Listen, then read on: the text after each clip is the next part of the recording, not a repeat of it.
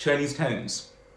Lots of my students, they were struggled with Chinese tones. The very common issue is like that.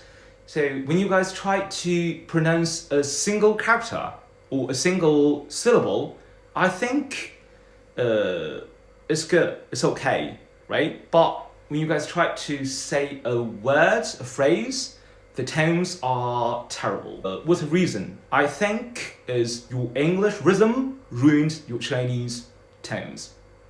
Chinese rhythm, there's no stressed syllable, so it's like the rhythm, like same strength, same length.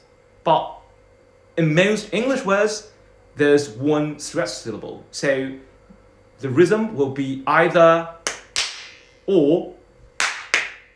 You get the difference? So for instance, I will choose a word like 今天. The Chinese one, 今天. But in the English rhythm, 今天 or 今天. Yeah, that's the difference. And you see, my pronunciation is terrible when I try to do that in English rhythm, right?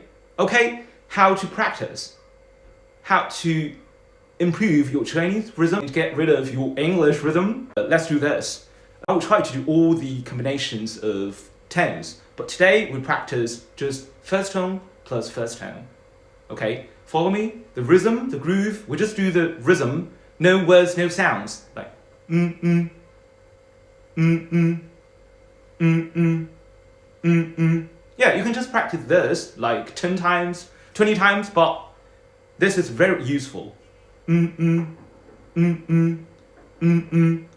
Make sure that the two sounds are same length, same strength. Mm-mm.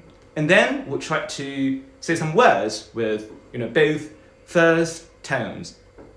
For instance, mm-mm, mm-mm, 今天, 今天, 今天, mm-mm, mm-mm, 星期, 星期, mm-mm-mm, 星期一, mm-mm-mm, 星期一. You get it?